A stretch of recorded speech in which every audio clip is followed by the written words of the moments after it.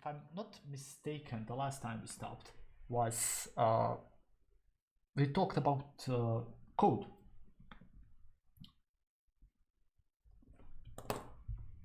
Or to be more clear, let me just open the Visual Studio.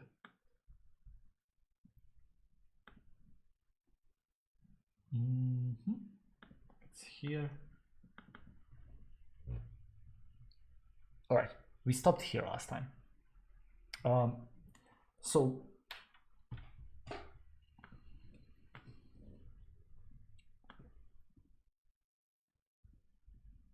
what happened here is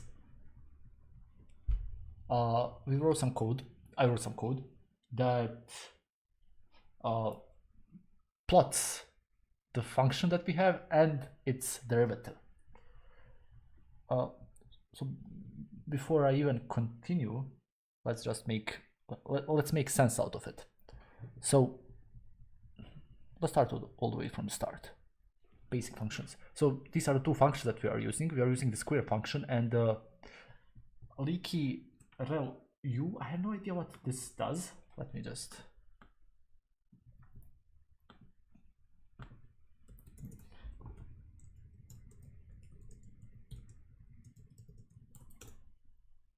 so square and leaky rel u, or the full name of it is a rectified linear unit activation function. It's used commonly in machine learning and deep learning, and particularly in neural networks.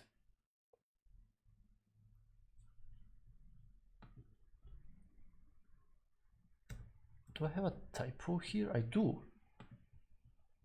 So can I run all now? Okay.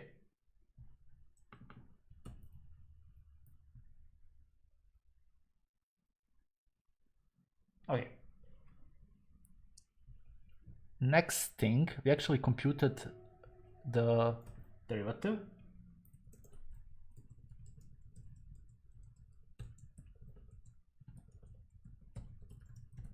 So if I just come back here and I show you the derivative calculates the rate of change. Let me just turn this off. So it calculates the rate of change, and basically here on the right you can see a graph of it. So we have a point A and we have the function at A, and then we find a small point before and after A, and we calculate the function of this of these points, and at this point we connect these three dots and we get the slope. Why is this useful? No idea. So let me just open this back again.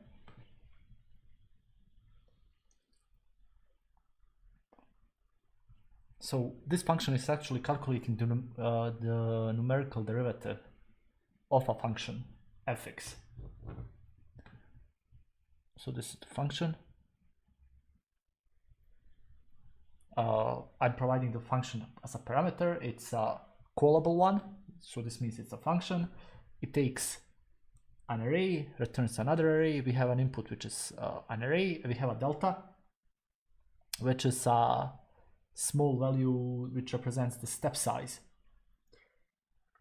for the difference approximation. And the core logic, once again, I'll show you. That's it. So, sorry, not this one. It's this one. So basically what this does, it approximates the slope of a function fx at x. So, and that's it basically. I think it's a technique used for estimating the derivative of a function by evaluating the function at two nearby points. And how it works? So let's open this again. So here, this is the way how we measure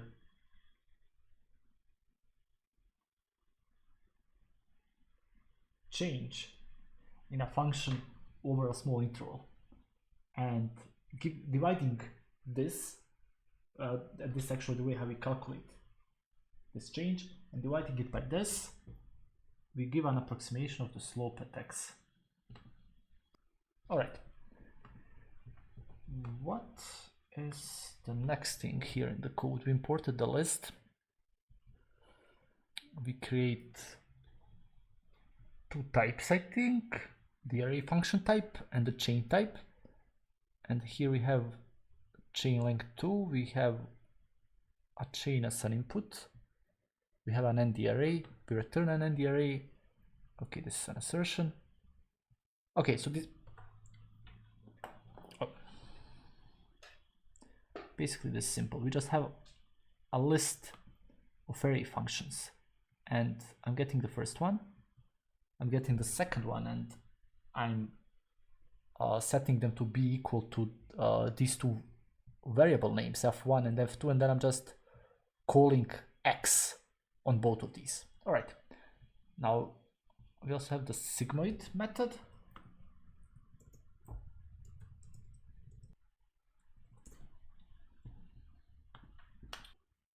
So what we have the sigmoid function, which implements a mathematical function, machine learning. So this is how this function is defined. Let me just close this. 1 plus a minus x squared. E is the base of the natural logarithm. It's around 2.718. So this sigmoid function will take any real number x as an input, and it will transform it as a value between 0 and 1. So I think that in this case fx will go to 0 as x approaches minus infinity. And basically, I think we can test this. Basically, it's, let me just say, it's 1 over 1 plus. So if x, let's say if x is minus 10, let me just open my calculator.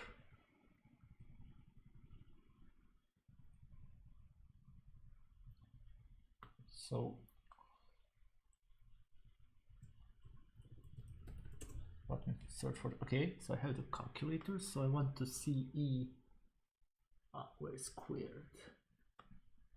E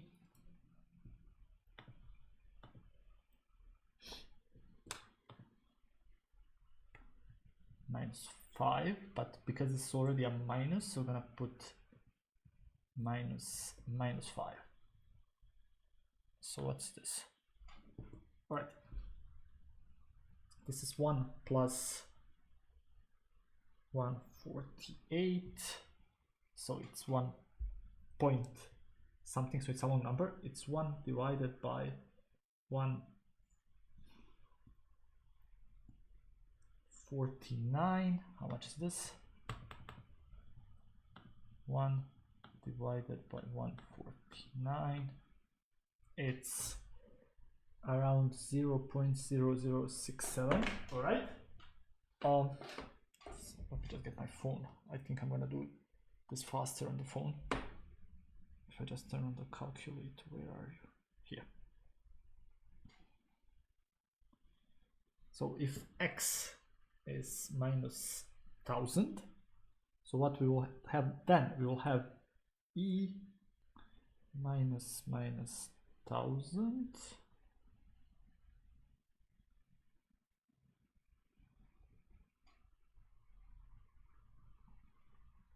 okay, so my calculator is actually saying me that it doesn't work for 1000. Maybe let me try.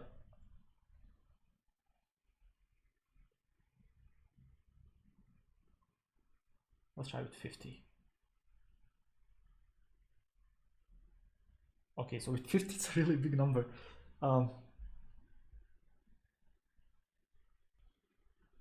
my phone calculator is giving me a different answer than my... Let me clear this.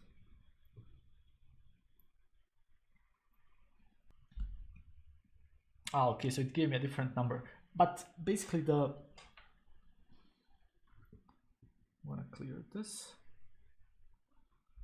My point still stands as we increase x, as x actually goes, not as you decrease x, the function is gonna approach 0, but if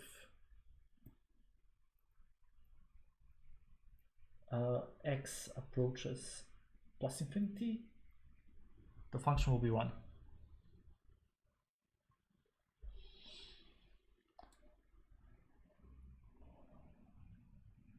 So basically the sigmoid function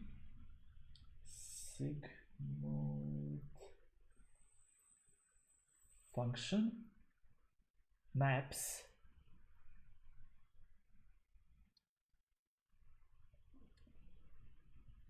positive or negative inputs into values ranging from 0 to 1. All right. And if we had an array, let me just do this as well. I'm going to delete this. So if I had a numpy array consisting of -2, -1, 0, 1, 2, what will we get if we print this? We're gonna get values like 0.119 with more numbers after this, 0.2689, 0.540, 0.73, 0.88, and so on. Right. Alrighty, so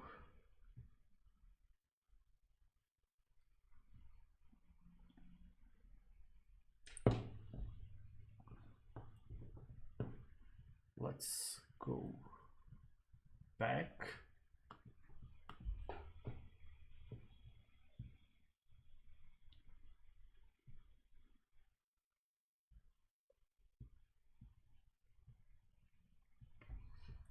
Okay, so we are also chaining our derivatives here.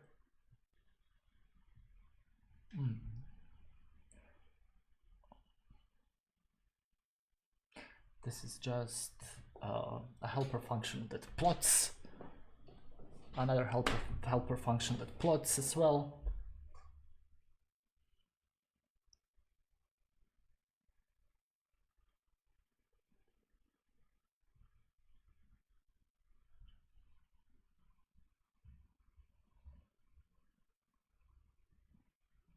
Okay, what if I want to do the following? Instead of chaining it, I just want to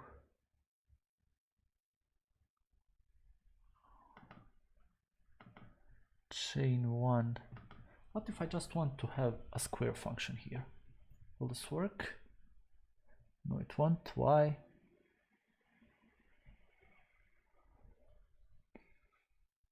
Because I have an error on line 39.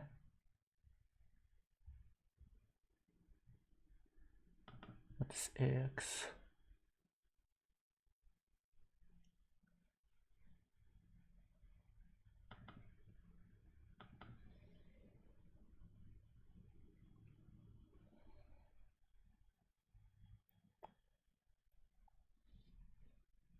Ah, this is AX. So,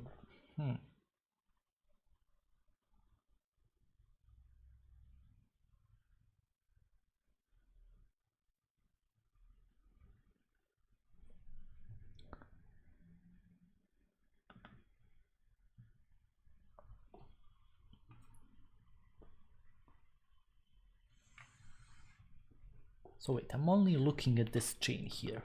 Chain one. Plot chain derivative. Yes, this is all I want. Why doesn't it let me here? There's an assertion error. Length of input chain should be 2. Ah, okay, so what cell is this? Length of chain length 2. So where is the chain length 2 method?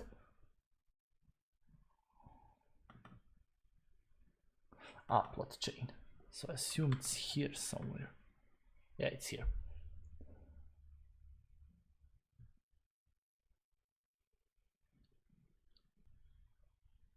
Wait, so can this be like this?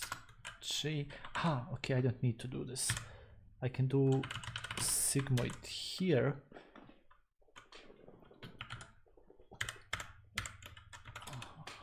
Will this work?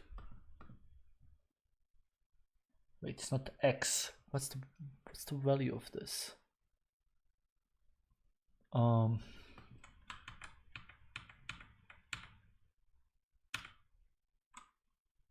It's chain 0 input range.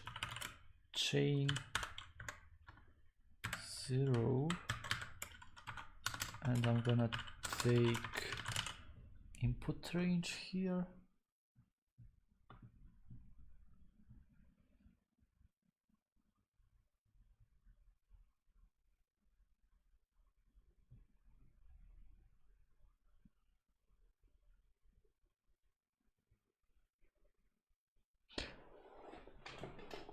All right, so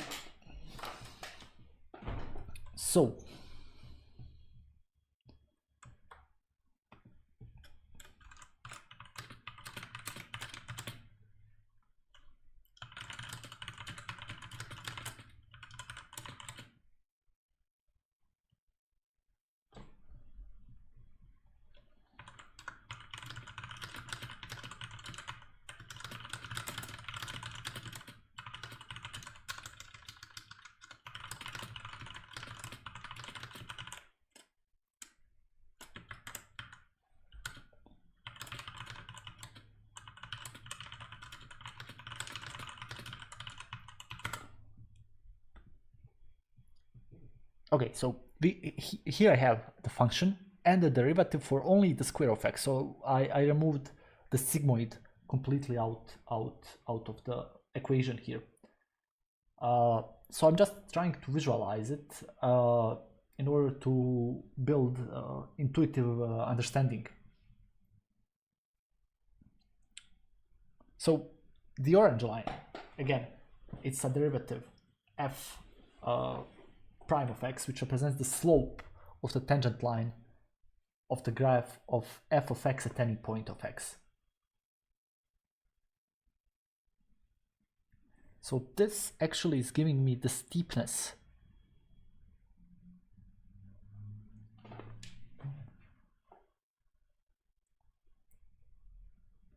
So if x is greater than 0, so we are taking these points into equation, starting from 0 all the way to the right. So if x is greater than 0, so f prime x will be, so this will be also greater than 0, right? And at x0, it's exactly 0 here as well.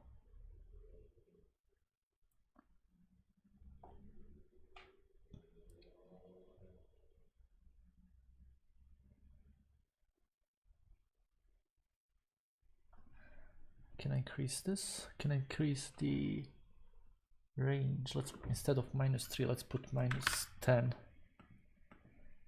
10, and I don't need to increase it by 0.01, I can increase it by 0.5. So it's more or less a straight line.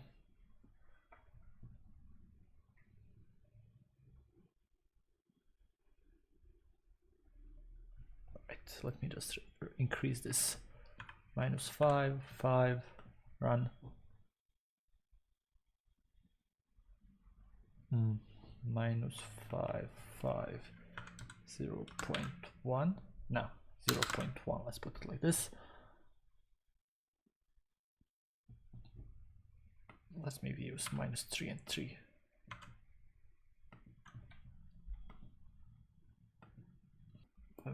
I'll remove this. So at point, I don't know, let's say 2.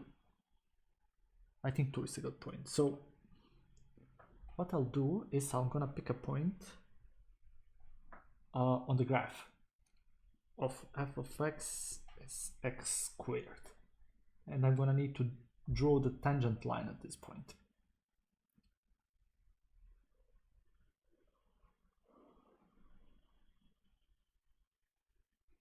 So what happens? So what if I have f prime of 2 as 4? Maybe maybe not use 4 because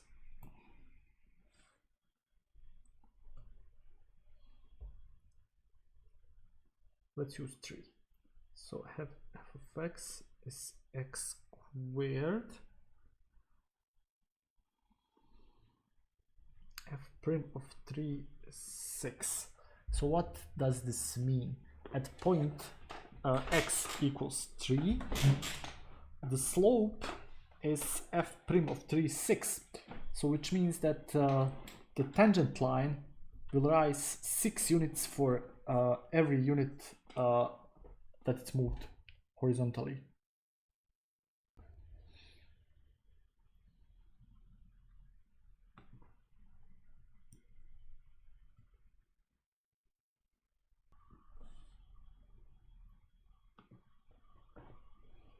Let me do some soul searching. Let me do some introspection here. So what do I have here?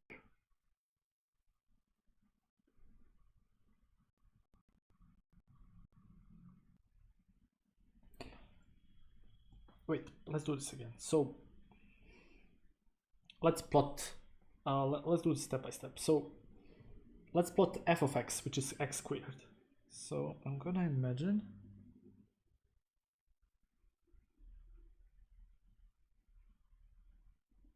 it's something like this and like this. Well, let's say this is symmetric. And now let's plot f of 2x, which is a straight line passing through the origin with positive slope.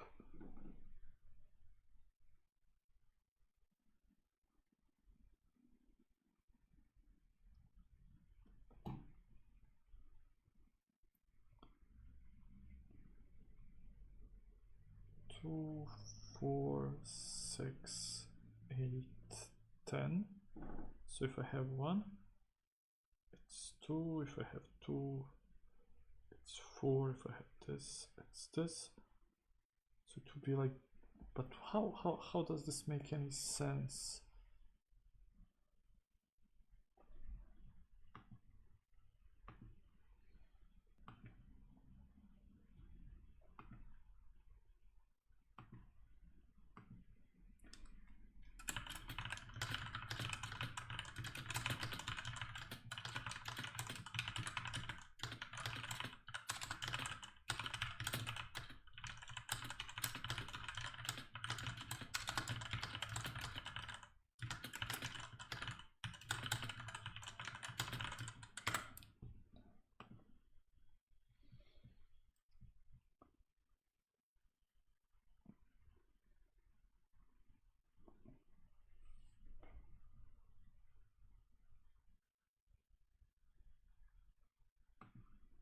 All right, so I have these derivatives. I know what a derivative is. So it's like asking how steep is this line, or I don't know, how fast is something moving, or it's like asking yourself, if you are in a car, it's asking yourself how fast your position is changing as time passes, as time moves on. Now, let's say I'm walking. Oops. So I'm trying to explain this to me to understand better. So I'm walking, and sometimes I walk fast, sometimes I walk slow, and sometimes I stop. And if we track where we are at every point here, we can measure how fast, how our position changes over time. So if I say, if I move 1 point every second, I'm walking at a steady pace. If I suddenly take 1, 2, 3 points, I'm going faster. And if I stop right here, my movement is 0. So a derivative is just a tool that calculates this change. It measures how our position changes as the time goes. So how does this work in a relation to a graph?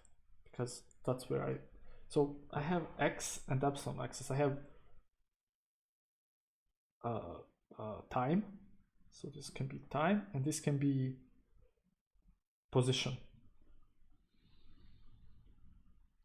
And if we plot our position over time,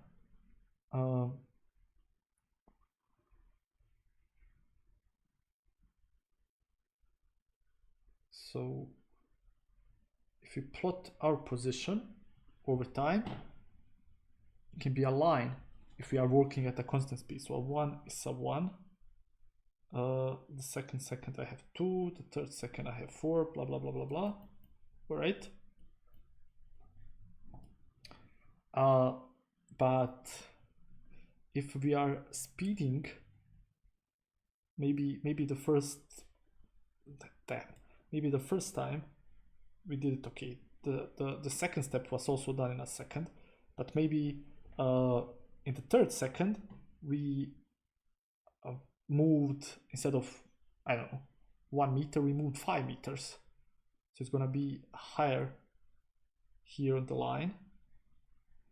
And then suddenly, if the next second we moved, I don't know, only half a meter, so it's gonna be this, and we can plot this like this. So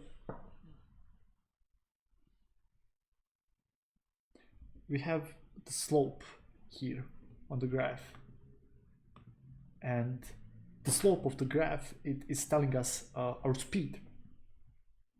So if the slope is steep, like here, we are moving fast. If the slope is falling,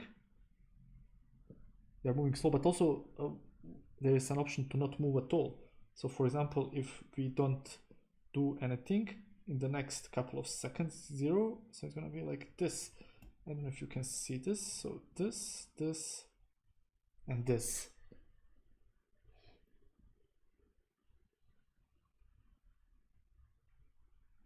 All right, and now we can actually use a real example. We can use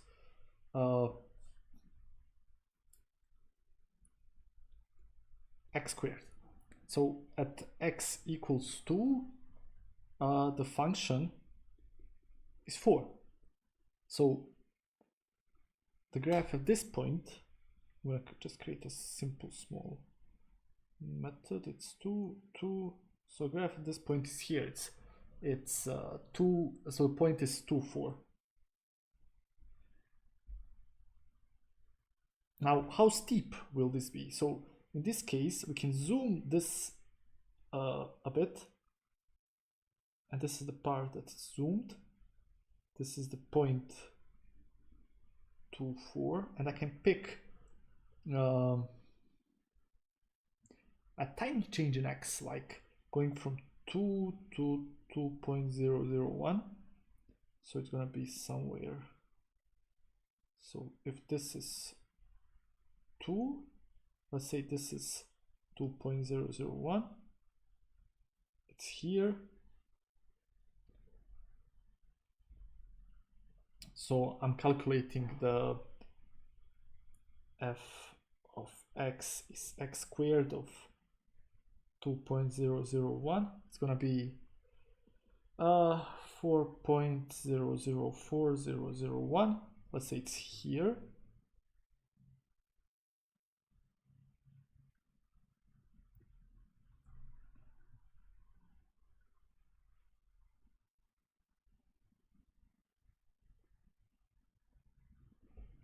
So next I need to calculate how much epsilon is changing, and I'm gonna do this by dividing 4001 minus 4. It's gonna be 0.004001. And x is changing by how much? It's 2.001 minus 2, it's 0.01, 0.001. All right. And then the slope is this divided by this, and that is, I think, 4. So the derivative at x equals 2 at this point here is 4. So what does this mean? It means at x equals 2, the graph is climbing upwards at a rate of 4 units for every 1 unit of x.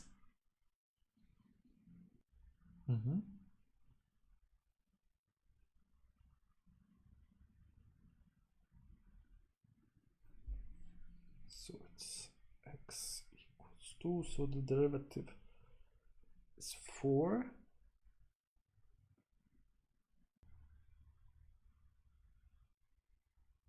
All right, so that's it.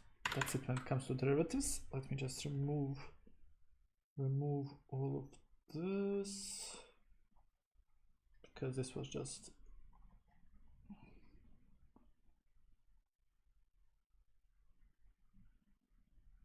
testing stuff. Okay.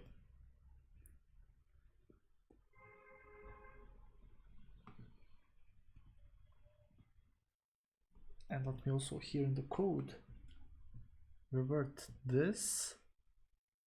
Where have I?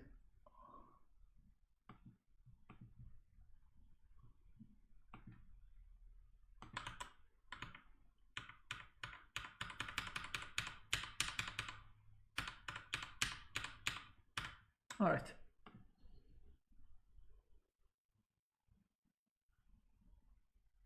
So basically, the same thing can be applied here. Let's say at x equals 1,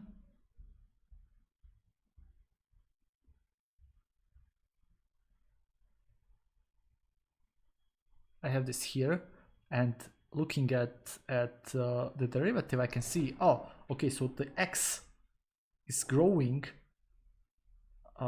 The function is growing as x is increasing, and here the function is not growing so much because it's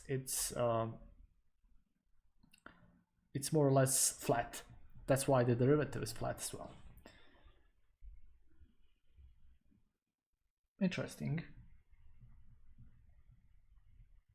So let me reiterate this for myself. So when the functions are going upwards, the derivative is also positive.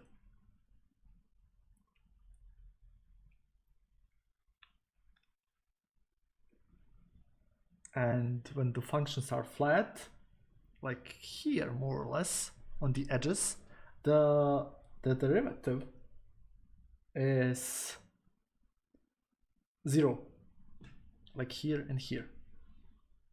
And when they are downward facing, the derivative goes to the minus value.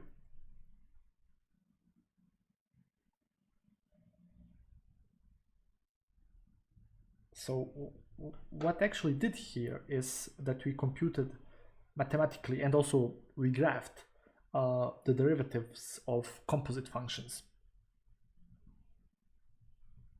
And it says here, deep learning models are mathematically long chains of mostly differentiable functions.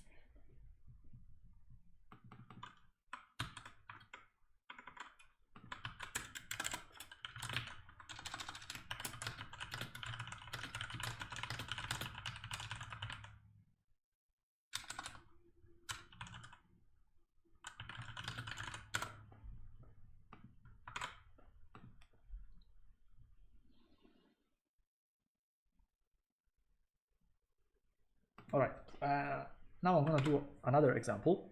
So, just a second.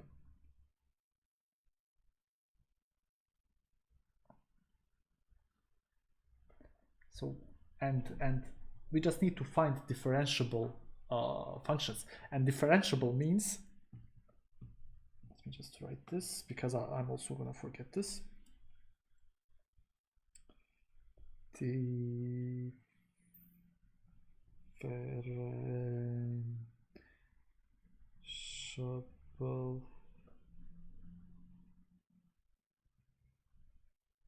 able to compute its derivative at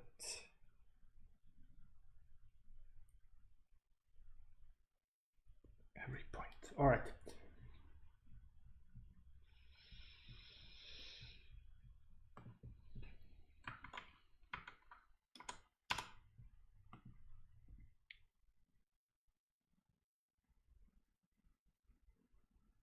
Okay, now let's do another example.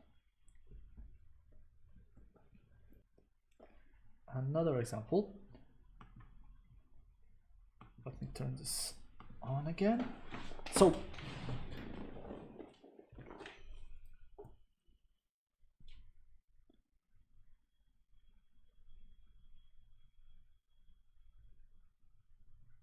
I'm gonna create an even longer chain. Let's say I have three differentiable functions, f1,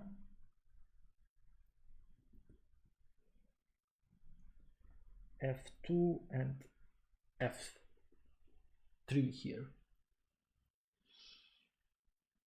And I want to compute the derivative of f1, f2, and f3.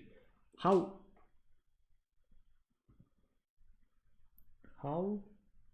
would you compute the derivative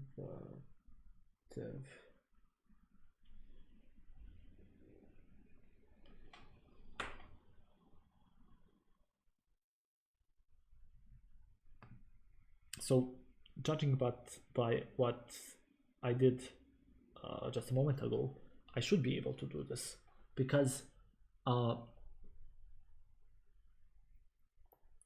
if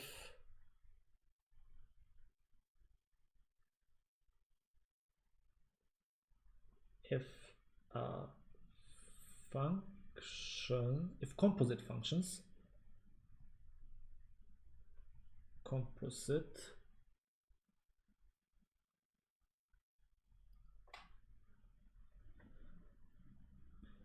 is made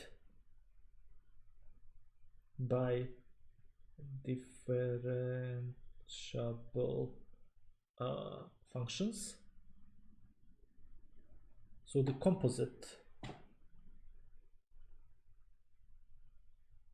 should be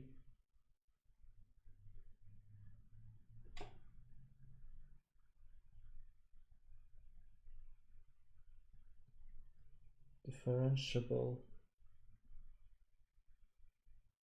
as well.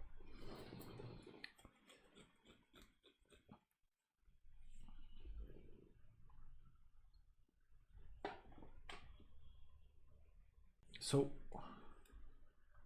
mathematically, this should look as following. So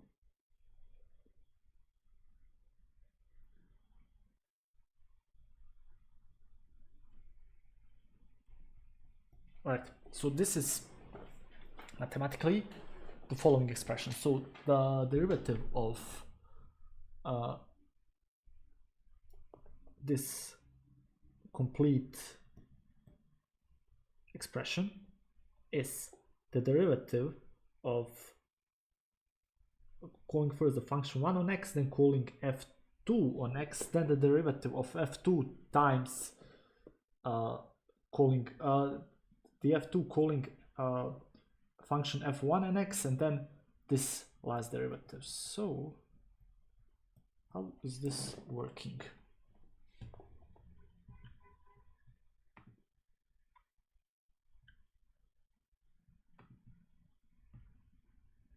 How is this working?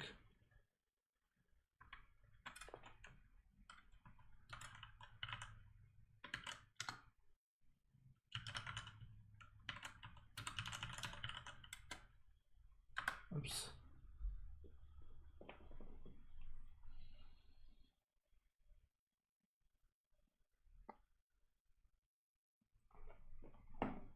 All right.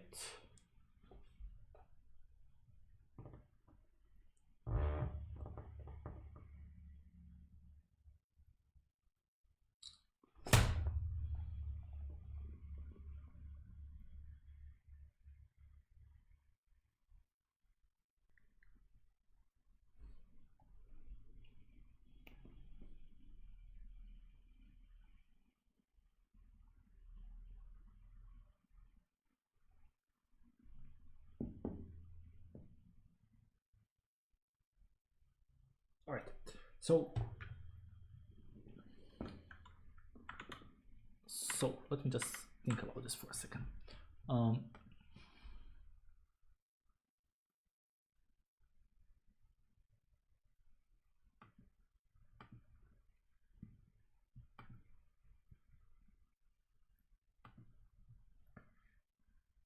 So what is happening here and why is it happening? So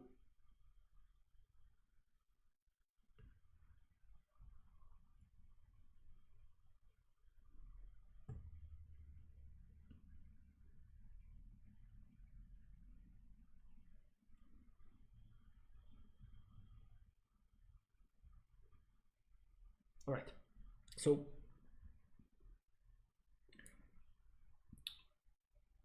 I want to compute the derivative of composition of three functions: f1, f2, and f3. And they are written as f3 is calling f2, which is calling f1, and f1 is taking x as a parameter. So I'm starting with x as an input. F1 is calling x, which will it's processing x, which will produce f1 of x. Then f2 will process f1 of x, which will produce this method, and lastly f3 will process this. So we want to know how this changes with respect to x. So and how we can do this is by using the chain rule. We use it to differentiate composition of functions. And how we can do this? We can do this by using this function that I wrote here. So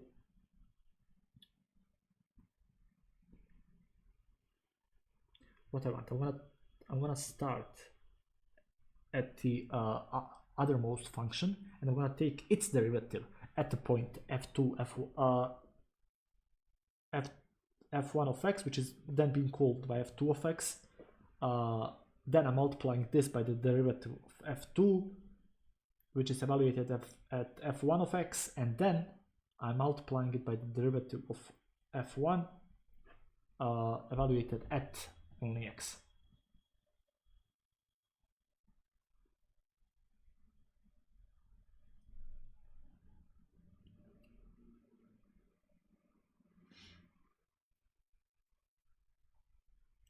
So what happens and why is this working? So if we change x this guy, only a little bit. It will change f1 of x by a certain amount, and this small change then causes a change in f2 f1 of x, and this change causes a change in f3 f2 f1 of x. So the chain rule is combining all of these small changes at each stage to compute the overall change in the output with respect to x. All right.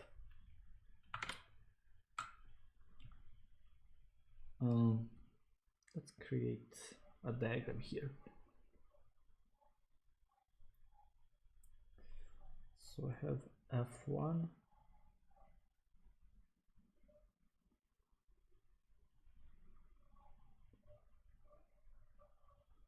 f2, and f3, and I'm producing 5 as an input.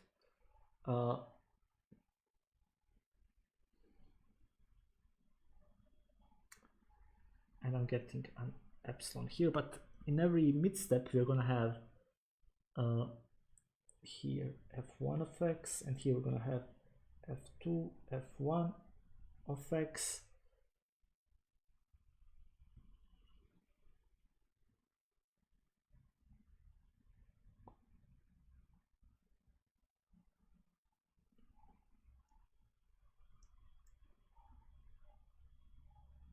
So what is this meaning? This means that this derivative is depending on 5, and this one is depending on the result of f1 of x, and epsilon is depending on this.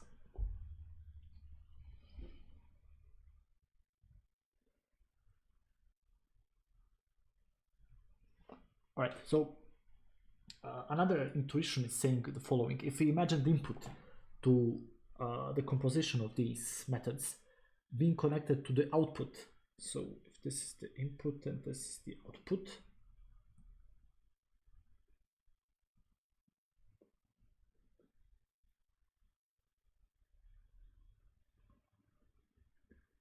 by a string, then if we change the input by a small amount,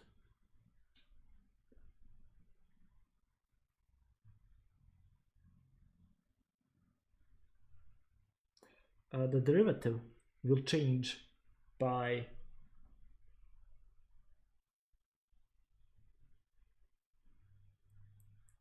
f1 prim of x,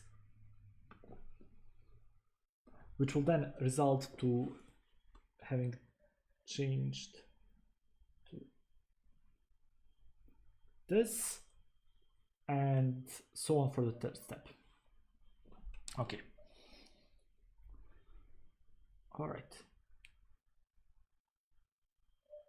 Nice. So 1 hour of this deep learning. Let me just take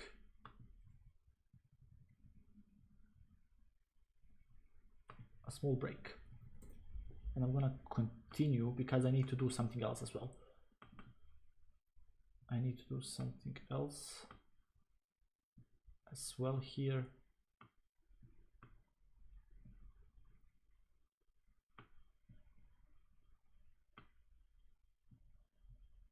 Okay, see you in a while.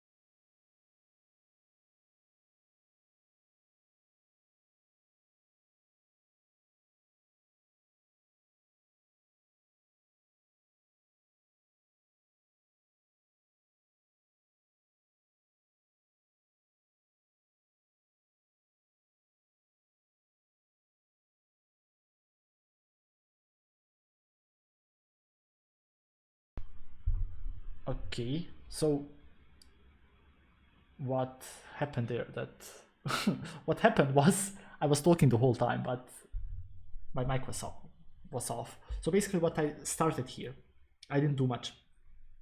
I am learning. Actually, I'm trying to teach myself possible skills for interviews in the future.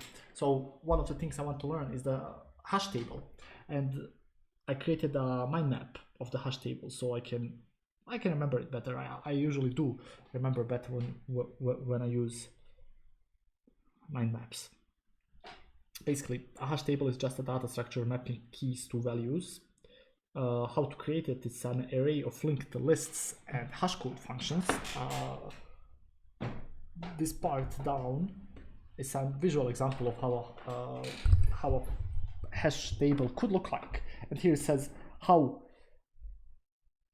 we might use it, how we might insert a key. Basically, we are computing the keys. This is the key.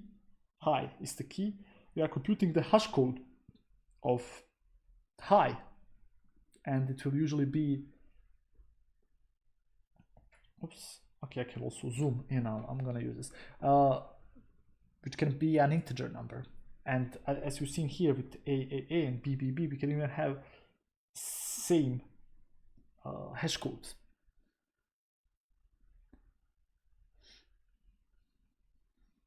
Then we map the hash code to an index in the array, and we can use any number of hashing methods, or we can even just do hash of key divided by modulo of array length. And of course, we can map to the same index as we mapped here. So at this index, we have a linked list of keys and values, and we can store the key and the value in this index. And why are we using linked list? Because of collisions, we can have different keys with the same hash code or two different hash codes that map to the same index.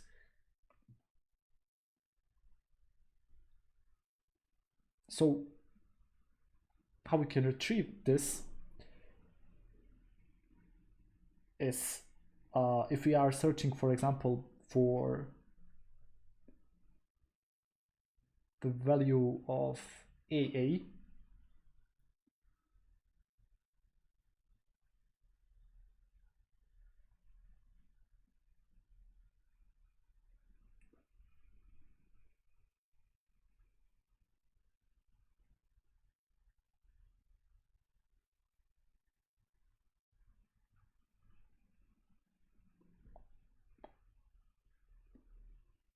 so we compute the hash code from the key, and then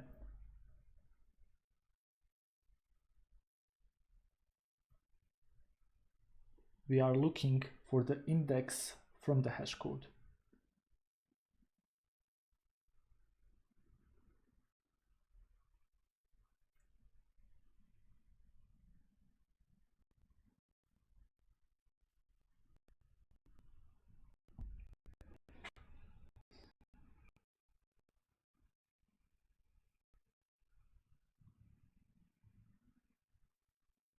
And then we search through the linked list for the value with this key.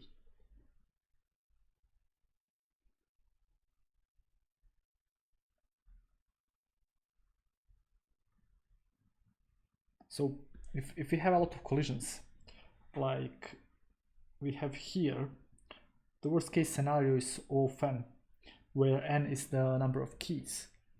But if a good implementation is implemented, the lookup time is O1.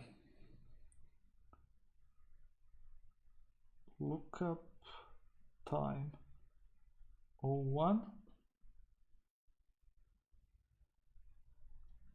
Worst case runtime is O of n.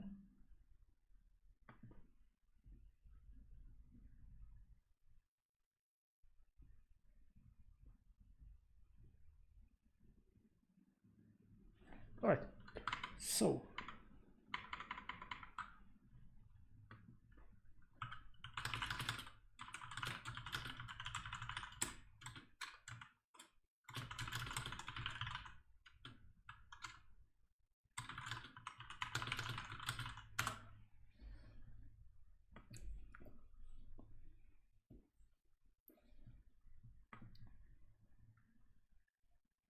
Okay, so as I said, a hash table is a data structure that's storing key value pairs.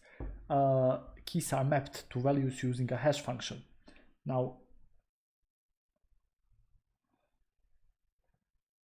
it allows for a very fast data retrieval, and as I said, it's typically O1 for both lookups and insertion in average cases.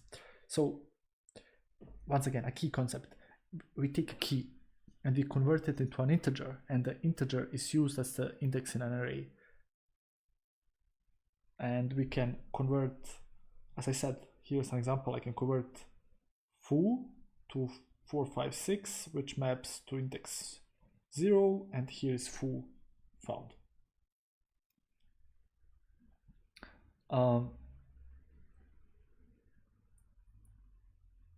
And this integer index will determine where the key value pair is stored in the hash table. And a hash table uses an array to store data, and the hash function calculates an index in the array to place the value. And you know, because of the collisions, because different keys can produce the same hash index, hash tables use methods to handle collision. We can either chain, as we did, or we can store multiple key value pairs at the same index, or we can find another available slot in the array. So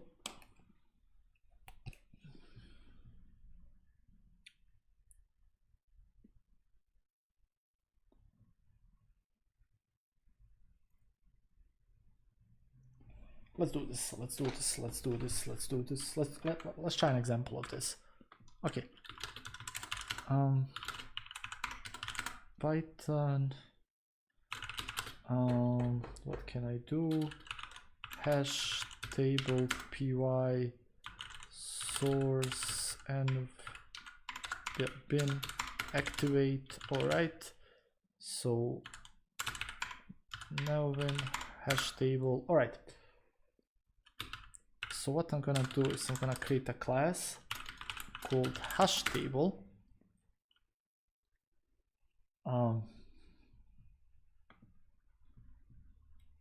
And let's think about what I need to implement this.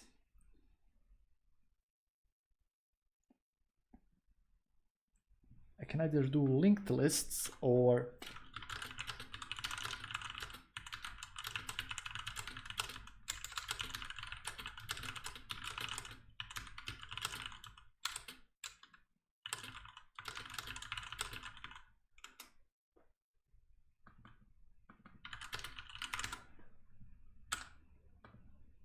all right. So let me just turn this on. So let's implement a hash table that uses actually, oh no, why is this suddenly so small?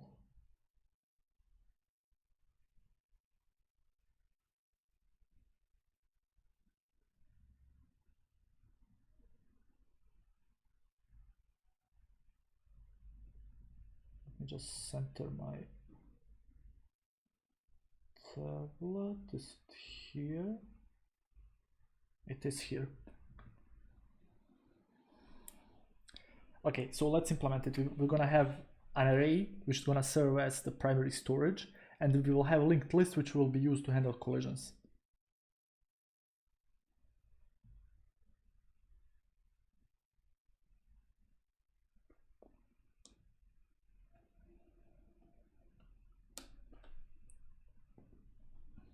So what I'm gonna need is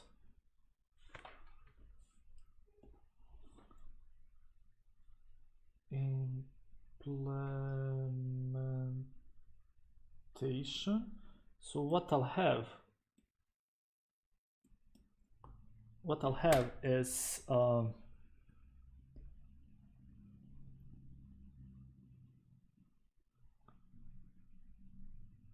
node class, which is going to be the primary working unit of the linked list, and a hash table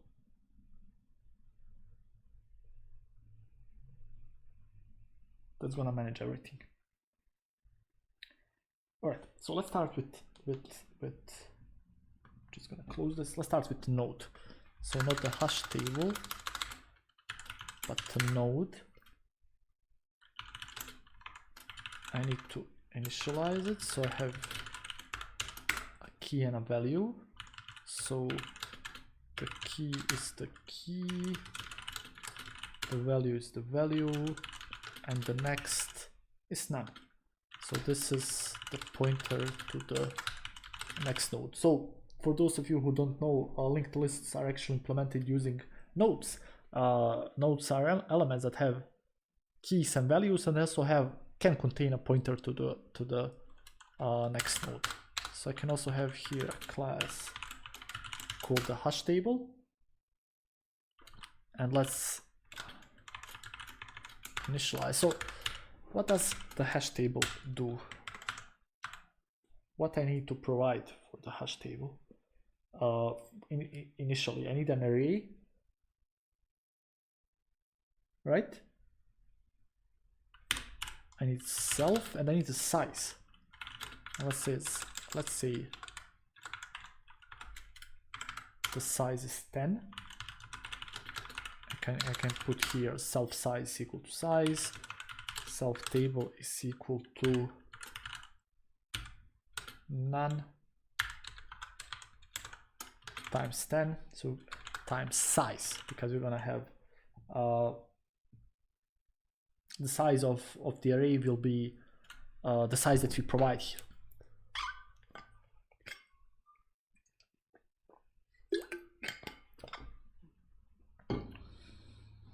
Okay, next,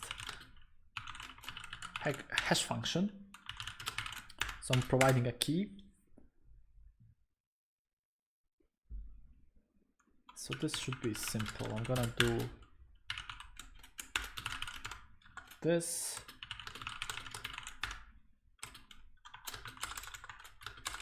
Where is the, here, self size.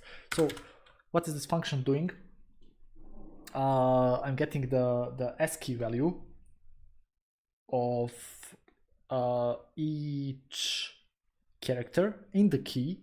I'm summing it and I'm dividing it. I'm actually doing the modulo of the size. So we'll actually get a remainder that's gonna be from 0 to, it's gonna be from 0 to the limit that we provided, to the limit of the size. And because we here provided 10, so it's gonna be starting from 0 to 9. Okay, now how do we insert this?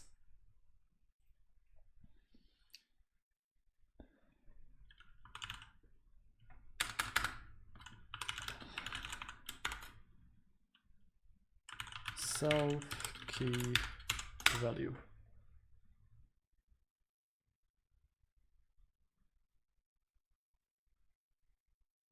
First of all, I need an index. So it's gonna be self hash function of the key. So what happens here? Let me just open this. So let's say I provided, let's move here back. Let's say I provided a key and I get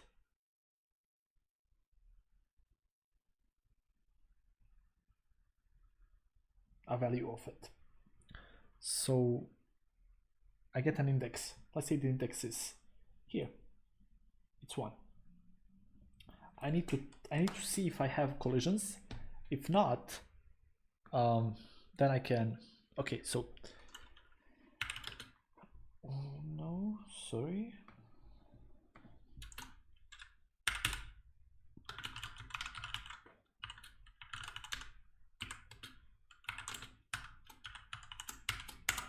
So if there's nothing here, I'm just gonna use the syntax and I'm gonna create a new node and it's gonna be key and value. But if we have something, what should I do here? So if I have something, let me just turn this on. If I have already an element here, what I'm gonna do, I'm gonna set this element's next to be my new node that I created.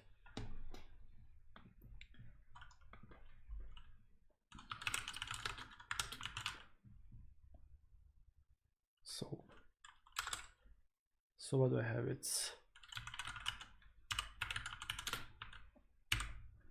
I'm getting the current node, and while the current node exists,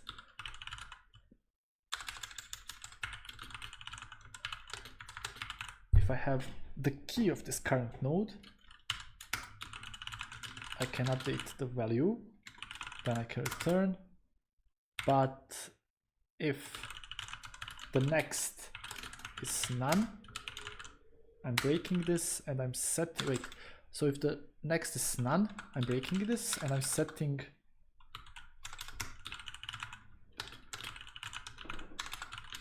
alright,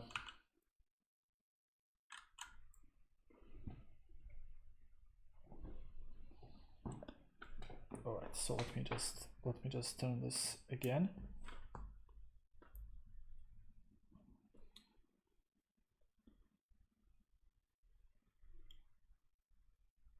Let's say we are at index 0, and here we have foo. These are the keys. This is bar. And let's say I want another one here. So what I'm doing is I'm going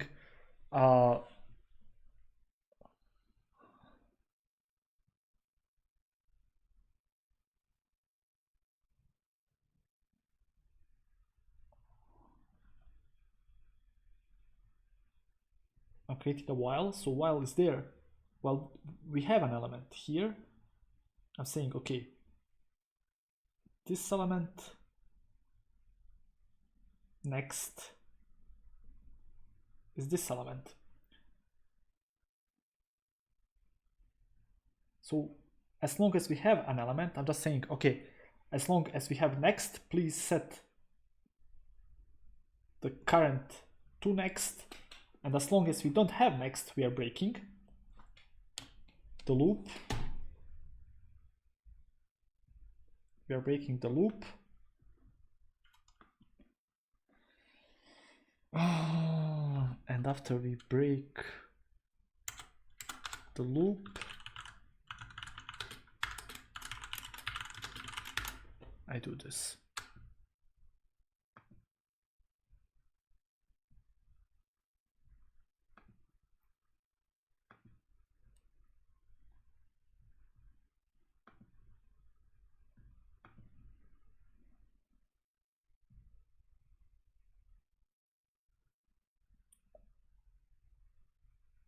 Right, for now, the only thing I'm gonna need is inserting. I won't be needing deleting yet, inserting and displaying. So for I node in enumerate self table, print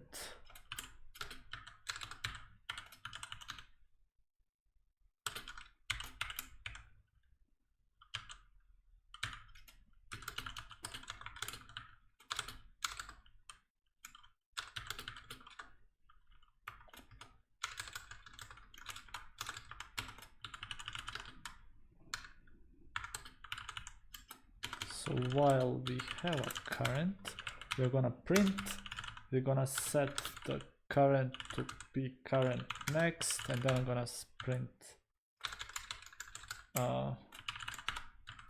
none if we don't have any. But here, so what I'm gonna print here,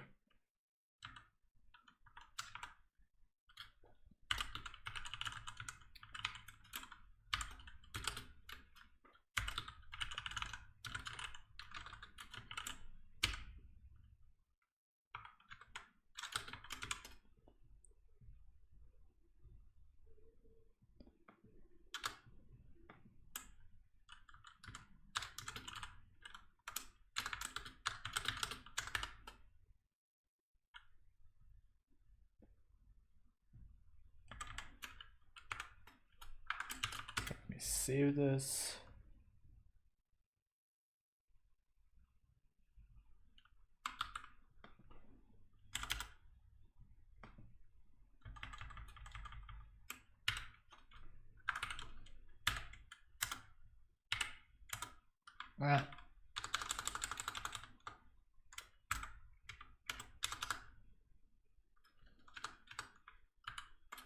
Let's create a hash table. Let's insert a couple of elements.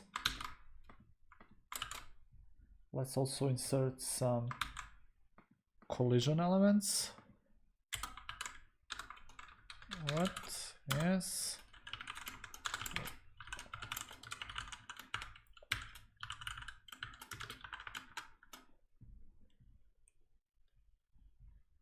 And now I can print hash table contents, hash table display. Okay. I don't know if this is gonna work. Let me just divide this, split vertically. Yeah, in case I'm gonna need to Python 3 hash table if it works first time around. No, of course it doesn't work. Hash table has no attribute display.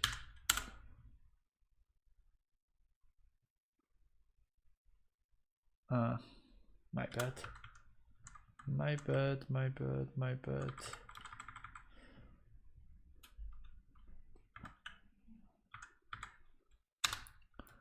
This needs to go here, and I need to do the same for each line.